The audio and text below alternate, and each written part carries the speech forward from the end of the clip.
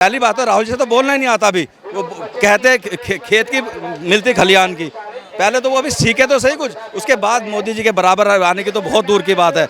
मोदी जी विश्व का नंबर 1 नेता है। आज की डेट में पूरा विश्व मोदी की तरफ को देख रहा है। इनका गठबंधन पहली बात तो चलना नहीं, तो पहली बात इनमें आपस में सिर फूटेंगे।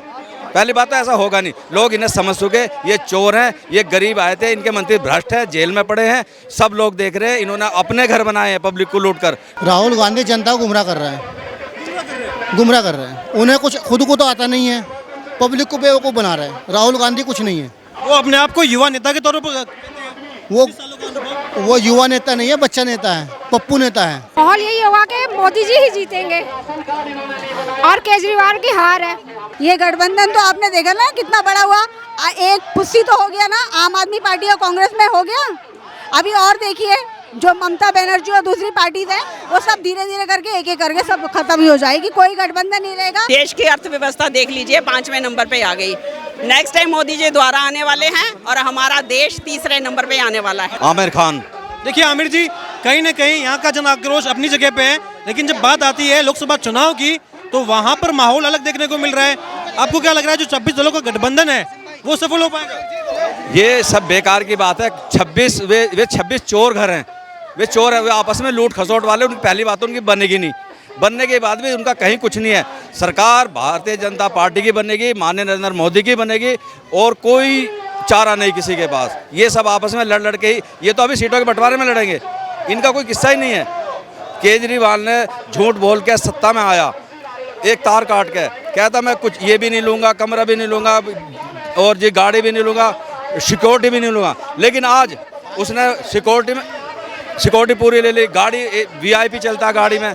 ये जो बंगला बनवाया अपना, उसमें 75 करोड़ रुपए लगा दिए। तो ये खामियाजा भुगतना पड़ेगा लोकसभा चुनाव पड़ेगा। और जो पहले मुसलमान सारा टूट के इसकी तरफ पड़ा था, अब टोटल वो मुसलमान BJP की तरफ आ चुका है। और माननीय मोदी प्रधानमंत्री 24 में रिपीट हो रहे हैं। देखिए पिछले विधानसभा चुनाव की बात करें तो 53% सीटें जो थी वहाँ पे केजरीवाल का कहीं ना कहीं दबदबा था।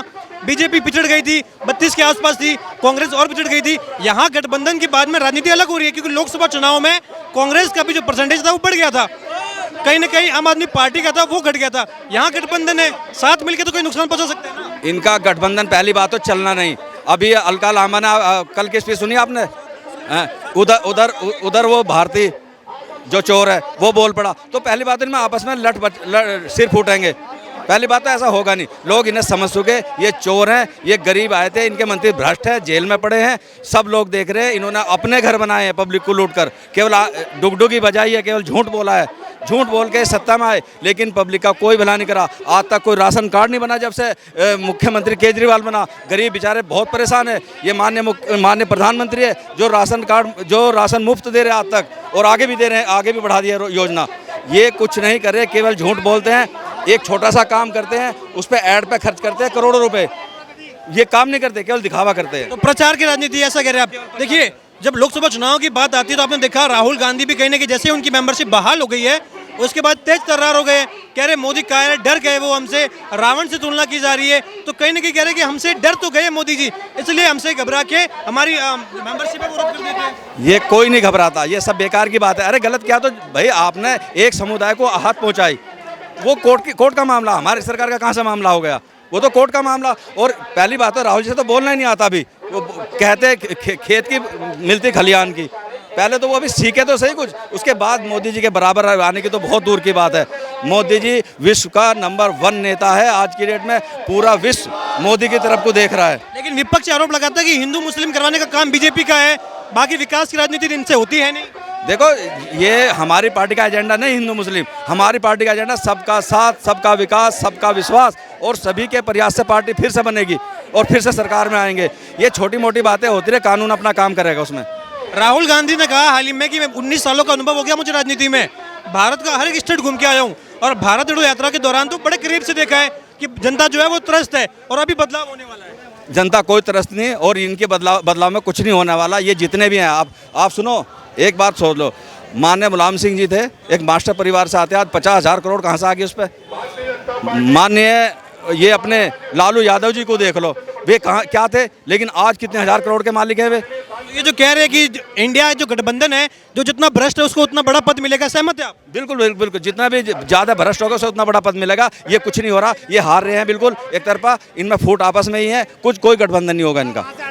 और भारतीय जनता पार्टी 2024 में भरपूर बहुमत के साथ सरकार बनाएगी। लेकिन जो तमाम जो विपक्षी दल है और उनके कार्यकर्ता भी ये बड़े दावे के साथ और ठोस कदम के साथ कहते हैं कि महंगाई इतनी बढ़ गई है और मणिपुर जैसी हिंसा इतनी हो रही है कि अब बदलाव जो है 24 के चुनाव में वो तय है। मैं आपसे एक बात पूछना चाहता हूँ, आप कहाँ से आते हो?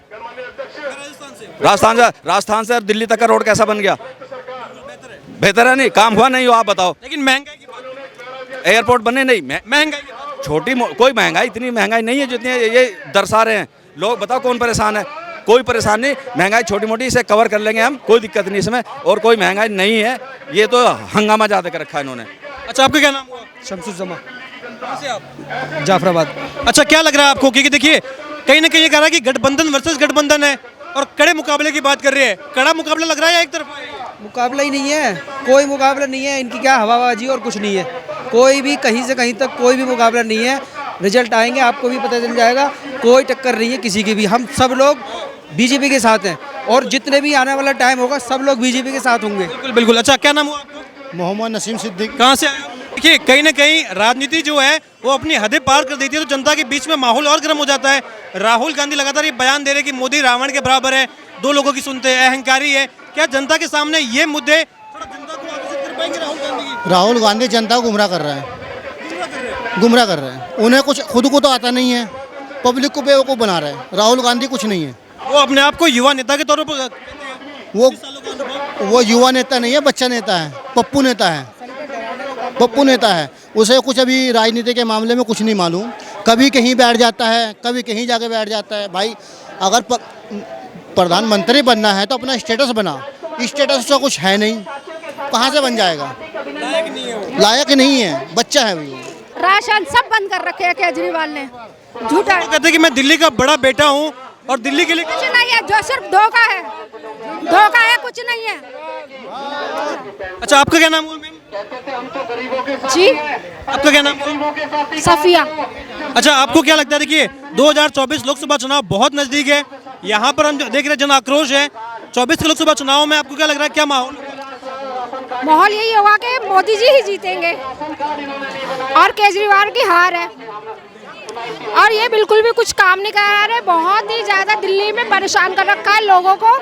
ना पानी की सुविधा है और ना ही बच्चों को जो स्कूल वगैरह इन्होंने करे हैं उसमें भी कोई सुविधा नहीं दी गई है। स्कूल के हाल भी बहुत बुरे हैं और भी सड़कें वड़कें सब खराब है और पानी गंदा आ रहा है, कोई भी फैसिलिटी नहीं है। लेकिन जो विपक्ष का गठबंधन बना है वो तो ये कहता है कि हमें साथ में आना पड़ा क्योंकि भाजपा से लोग परेशान है। नहीं, भाजपा के लोग तो परेशान नहीं है। अच्छा, आपका क्या नाम? मेरा नाम शबाना रहमान है। अच्छा, आप भी आए प्रदर्शन में? हाँ जी, बिल्कुल आए हैं। हम दिल्ली की जनता हैं और दिल्ली की जनता के प्रतिनिधित्व के तौर पे हम आगे ये बताएंगे, अगर कोई तकलीफ होगी तो हम आकर के विरोध करेंगे।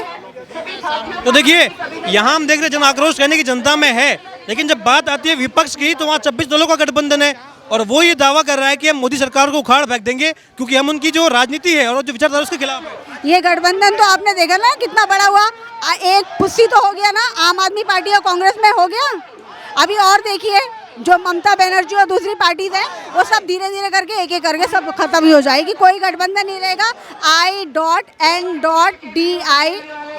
यही रहेगा। अरे चोर इकट्ठे हो गए सारे। आप कैसे मानते हैं उनको कि विपक्ष पावरफुल है?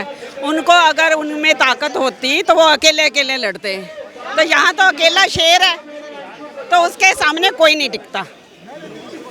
तो विपक्ष कुछ नहीं है, वो चोर चोर मसेरे भाई वाली बात है। तो वो इकट्ठे हो गए हैं तो अपने आप को समझते हैं कि हम बहुत ताकतवर हैं। कोई नहीं है, खाली है, खोखले हैं। आपने देखा होगा वे धीरे धीरे इनके पैरों के तले से जमीन खिसकनी शुरू हो गई है, तो इनका कुछ नहीं है, कोई स्थान नहीं है इनका। लेकिन 26 दल आएगी, मोदी जी ही आएंगे आने वाले समय में। ऐसा क्या कर दिया कि 9 सालों में आपको लग रहा है कि मोदी ही वापस रिपीट होने वाले?